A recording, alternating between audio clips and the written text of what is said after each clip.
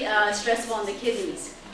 And what happens when you overhydrate, there is such a thing as having too much to drink or too much fluids, is that you also dilute your electrolytes. Okay, so you can actually lose potassium, you can lose sodium just from overhydrating. So that's another factor. Pardon?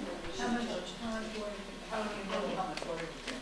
Well, that's why when I gave you that formula, half your body weight, Dolly. Yeah, so let's say if you're 120 pounds and half of that is 60 pounds, so 60 ounces a day.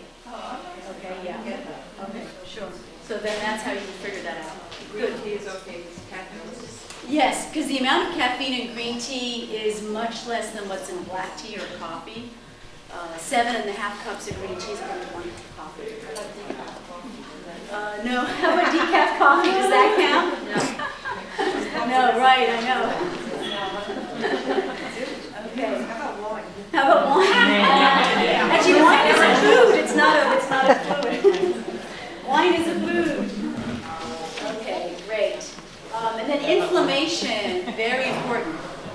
You know, if you have tendinitis, if you have an injury of any kind, and you have inflammation going on, just the mere fact that the body is injured, that alone will hinder weight loss.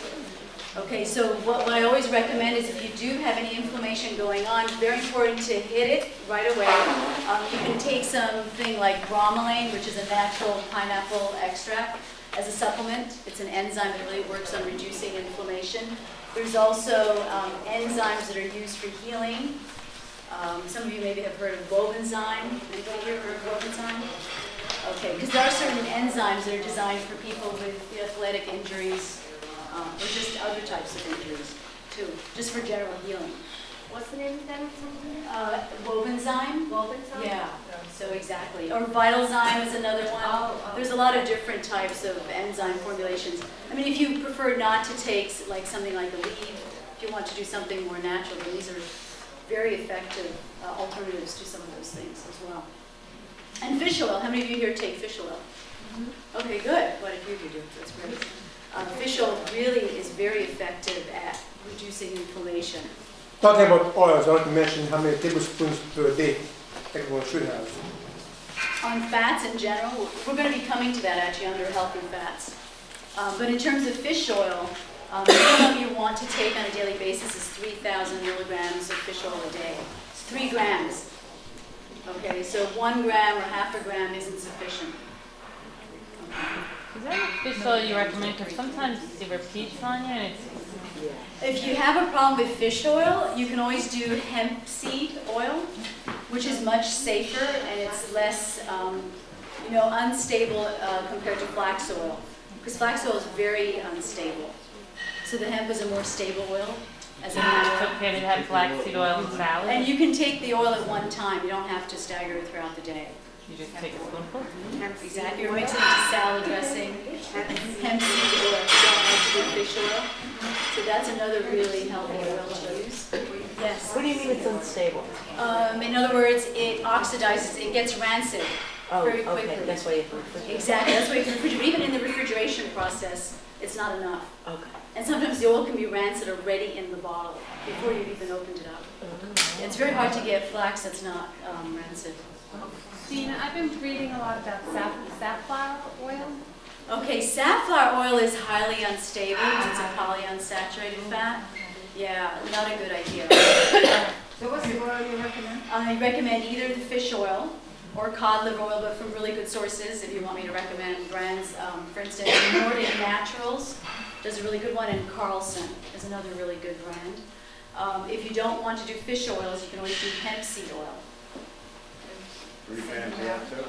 Pardon? Same 3 grams? Yes, good question. Yeah, 3 grams a day. And then if you have an injury, you would double that up. So 3 grams is a maintenance dosage, and if you have an injury, you double that up. Okay, for inflammation. And these are all very safe. And that was the whole idea of what I wanted to present was what could you do on a daily basis that would be safe and not have to have any concerns of anything. Okay, good. Lack of sleep. This is a big one for a lot of people.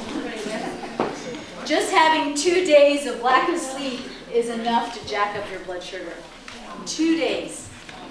Okay, so never do blood work if you haven't had a good night's sleep. Reschedule your lab work.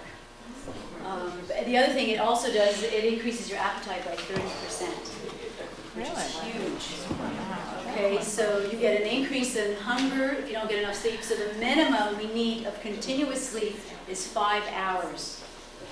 Okay, and if you find you're having issues with sleep, then you have to take a look at what are some of the causes. Is it stress? Is it adrenals? Is it hormonal imbalance? What it is that's going on. Do the 5 hours have to be multiplied? Yes, the 5 hours have to be continuous. No interruption. So you can't sleep for 2 hours, wake up, and then sleep for another 3 hours. It's no lifting the head from the pillow. But being asleep, being really asleep. That's not possible. When you get older, it's not a certain age. I know.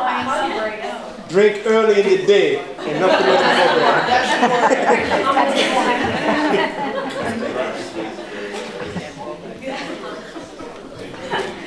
Okay, so 5 hours continuous sleep. And the earlier before midnight you sleep, the better. The better quality the sleep is. Okay, so it works more effectively on balancing your hormones, helping your metabolism. It really makes a huge difference. Some of you need more sleep than others, and that's fine. Listen to what your body needs. That's really important. Okay, hormonal imbalance. Okay, so let's look at all the hormones that affect metabolism. Okay, we have insulin. Insulin is a hormone, and that's a hormone that you can easily test. Okay, on any, with any lab. The ideal level for your insulin level should be around a 5 or less. Okay, so the reference range might say less than 17 on the lab work. That's far too high. Okay, if you really are serious about losing weight, you need to be at least below 10, and ideally closer to 5. The insulin, just the insulin level. Fasting insulin, 5? 5. I thought I'm getting mixed up between insulin and blood sugar. Oh yeah, okay, we'll get to that. Okay. So insulin is one hormone that's very critical to weight loss. The other hormones are testosterone. Okay, so women if you're low testosterone, or men if you're low in testosterone, that in itself will also make you much prone to having a hard time losing weight. Okay, and that's one of the reasons why doing weight training is very critical for women, because that's the easiest and safest way to increase your testosterone levels. And men too. Okay, so very important to get those. And what level should it be? And for women, usually I recommend being around 30, 32. Okay, for the total testosterone. And then men, of course, are a lot higher than that. I mean, the range for men is anywhere from 200 to 1100. I mean, if you can keep to the middle of the range, the better. Okay, and even as you're aging, even as you get older, for older men, trying to stay in the middle of the range is actually ideal for maintaining a lower body fat. And then, of course, we have estrogen and progesterone. Too high levels of estrogen or progesterone will make it harder for you to lose weight. So again, keeping the estrogen and progesterone levels more stable, more even is very critical for weight loss for women. How do you do that? Okay, good question. Some of it depends on how way off you are with the hormones. Some of it you need to balance out. There's, for instance, if you're too low in progesterone, there's progesterone cream that you can do topically. If your estrogen levels are too high, there's ways to block the estrogen to bring it down so that it's not an estrogen dominance is what we call it. Are these part of regular blood work? Yes. Yeah, everything I'm mentioning is done through regular blood work. But you have to ask the doctor. Exactly. You have to ask the doctor to test you for that. Right. Very good.